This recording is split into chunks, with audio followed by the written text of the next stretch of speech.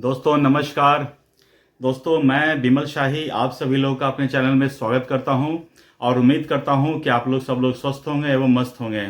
सभी राष्ट्रवादियों और सनातनियों से ये निवेदन रहेगा कि आप लोग मेरे चैनल को सब्सक्राइब कर लीजिए और वीडियो को लाइक एवं शेयर भी कीजिए। दोस्तों आज हम लोग बात करने वाले हैं बंगाल में जो हिंसा हो रही है, जो दंगे हो रहे हैं, उसके बारे में बात करेंगे। दोस्तों जब से ये वक्फ का जो संशोधन है वो लोकसभा और राज्यसभा में पास हुआ है, उसके बाद से ही जिस तरह से अपोजिशन पार्टियों ने पहले से ही कह रखा था कि ये बिल पास होगा तो पूरे देश में दंगा हो जाएगा, और वो पूरे देश में तो नहीं लेकिन जगह जगह पर दंगे हो रहे हैं, और खासकर पश्चिम बंगाल में। जी हाँ दोस्तों, पश्चिम बंगाल का जो मुर्शिदाबाद एरिया है उसमें हिंसा जो है काफ़ी उग्र स्तर पर हो रहा है। और मुझे तो ये समझ में नहीं आ रहा है कि जो स्टेट की जो मुख्यमंत्री हैं ममता बनर्जी, एक महिला होते हुए भी किस तरह असंवेदनशील तरीके से इस पूरे घटना को हैंडल कर रही है। जी हाँ दोस्तों, जब कभी भी कोई कानून लोकसभा और राज्यसभा से पास होता है तो वो संसद का कानून होता है और इसे हर स्टेट को मानना पड़ता है। लेकिन फिर कोई स्टेट ये कैसे कह सकता है कि हम इस कानून को अपने स्टेट में लागू होने नहीं देंगे? ये तो सरासर स्टेट के प्रति, राज्य के प्रति, देश के प्रति अराजकता का माहौल पैदा करने वाली बात हो रही है। न सिर्फ ममता बनर्जी बल्कि अलग अलग स्टेट के जो नेता हैं वो ऐसे ही बयान दे रहे हैं। बिहार के लालू प्रसाद यादव हों, उनके बेटे हों, वो भी कह रहे हैं कि हमारी जब सरकार आएगी, उनकी सरकार अभी नहीं है लेकिन जब उनकी सरकार आएगी तो वक्फ कानून को नहीं मानेगी। तमिलनाडु के राज्य भी वैसे ही कह रहे हैं, और जो भी राज्य जहाँ अपोजिशन की सरकार है वहाँ से सेम तरीके के रिएक्शन आ रहे हैं। हर स्टेट गवर्नमेंट ये साफ साफ कह रही है कि हम इस कानून को नहीं मानेंगे। देखिए, कानून आपके अनुसार न हो तो आप सुप्रीम कोर्ट जा सकते हैं, और इस मामले में भी बहुत सारे स्टेट के राजनेता जो हैं वो सुप्रीम कोर्ट का दरवाजा खटखटाए हैं, बड़े बड़े महंगे वकील रखे हैं। क्या उन्हें अपने वकीलों पर या उनके जो विचार हैं कि सुप्रीम कोर्ट में इस कानून को स्टे मिल जाएगा, क्या उनको भरोसा नहीं है? जब भरोसा नहीं है तो फिर वो सुप्रीम कोर्ट क्यों गए हैं? और जब सुप्रीम कोर्ट चले ही गए हैं तो क्या वो अपने स्टेट के लोगों को समझा नहीं सकते हैं कि देखो मामला जो है सुप्रीम कोर्ट में पेंडिंग है, अभी इस तरह से हो हंगामा करने से कोई फायदा नहीं है। सुप्रीम कोर्ट का एक बार जब आदेश आ जाएगा, हमें पूरा भरोसा है कि सुप्रीम कोर्ट इस पे स्टे लगा देगा, ऐसा बोलकर वो अपने लोगों को समझा सकती हैं। लेकिन ऐसा नहीं हो रहा है। मुझे तो आश्चर्य इस बात का हो रहा है कि एक स्टेट की मुख्यमंत्री अपने ही स्टेट को दंगे के हवाले कैसे कर सकते हैं। और मुझे तो ये पूरा का पूरा स्टेट स्पॉन्सर्ड दंगा लग रहा है, जहां पर एक समुदाय के लोग जो दंगा कर रहे हैं, आगजनी कर रहे हैं, उनको खुली छूट दी जा रही है। और इस खुली छूट का क्या फायदा कि जब आपके स्टेट के जो प्रशासन है, पुलिस हैं, उनके ऊपर ही जो दंगाई हैं वो उनके ऊपर ही पथराव कर रहे हैं, उनको ही मारपीट कर रहे हैं। अगर उन्हें किसी कानून से दिक्कत है तो वो उस कानून का विरोध करें, ये समझ में आता है। लेकिन उस कानून के विरोध के आड़ में वहाँ पर निर्दोष लोगों की दुकानों को लूटना, उनके घरों को लूटना, उनके गाड़ियों को तोड़फोड़ करना, वहाँ आगजनी करना, ये कहाँ तक जायज़ है? और सबसे बड़ी दुख की बात है कि सारे के सारे नेता इस चीज़ को डिफेंड करने में लगे हुए हैं।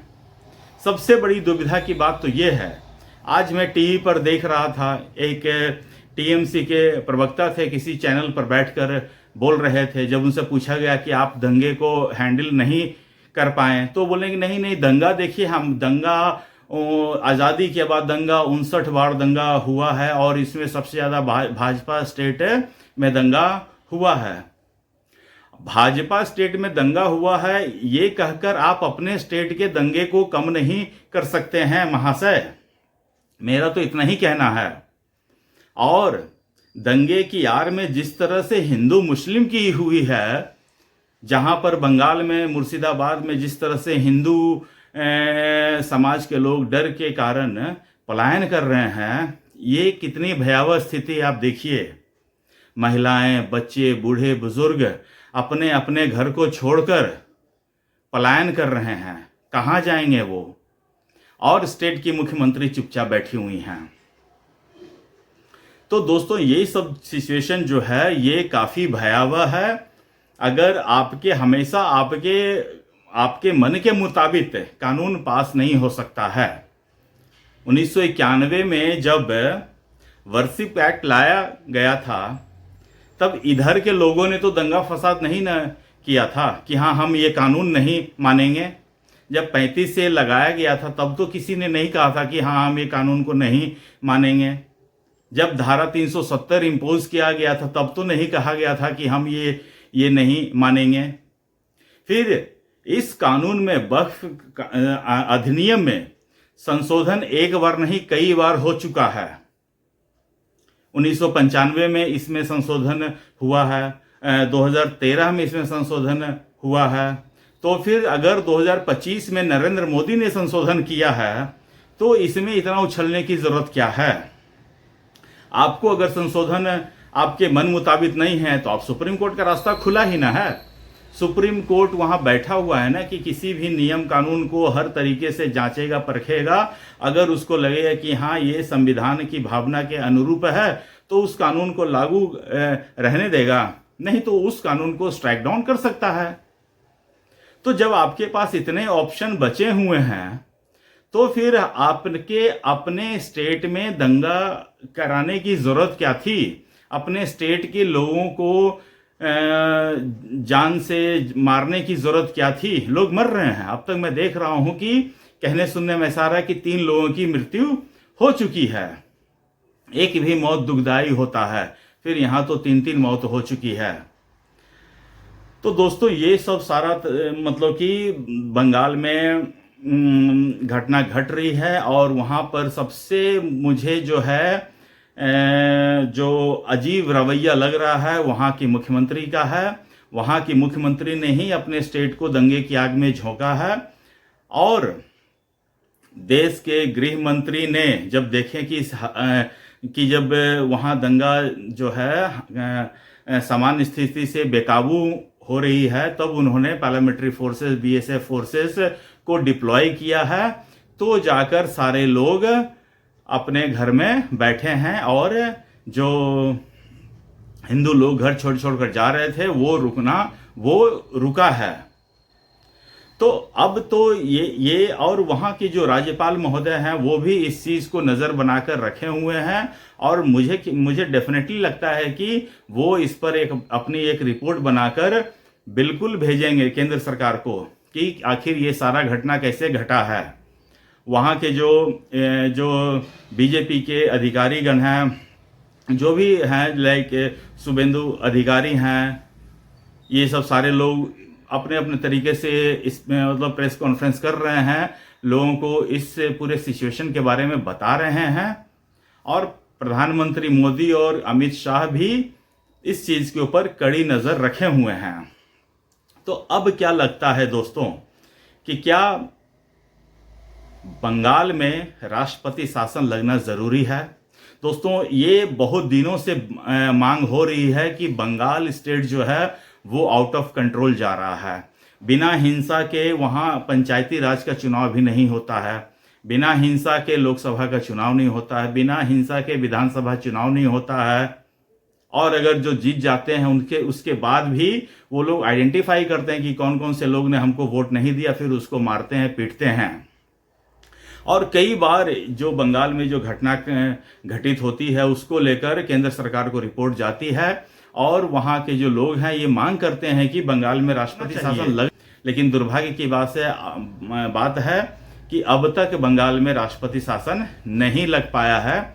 मुझे लगता है कि ये प्रधानमंत्री मोदी और अमित शाह की कमजोरी है। यहाँ पर वो चूक रहे हैं और कितने हिंसा के बाद वो जागेंगे, वो किस बात को डर रहे हैं, मुझे पता नहीं चल रहा है।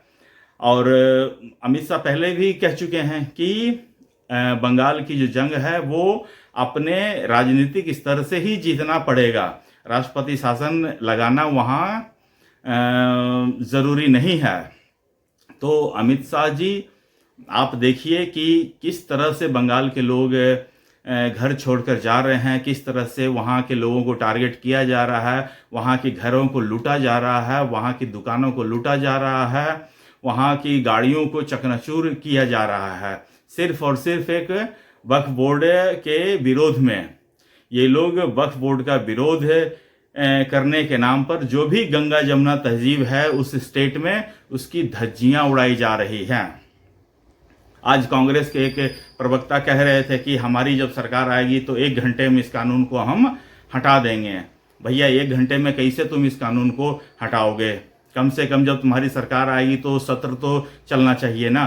लोकसभा में ही ना इसको हटाओगे, राज्यसभा में ही ना इसको हटाओगे, वहाँ चर्चा तो रखोगे ना, होगा ना, उसके बाद ही ना हटाओगे। या वैसे ही तुम्हारी सरकार आएगी पहले ही बैठक में तुम वक्फ के जो अधिनियम है उसको तुम स्ट्राइक डाउन कर दोगे। तो तुम कर भी सकते हो। कांग्रेस पार्टी तुम्हारी ये रही है, इतिहास ऐसा रहा है कि अगर जो चीज़ तुम्हारे समझ में नहीं आया है वो चीज़ तुम सारे कानून संविधान को बाईपास करके कर सकते हो।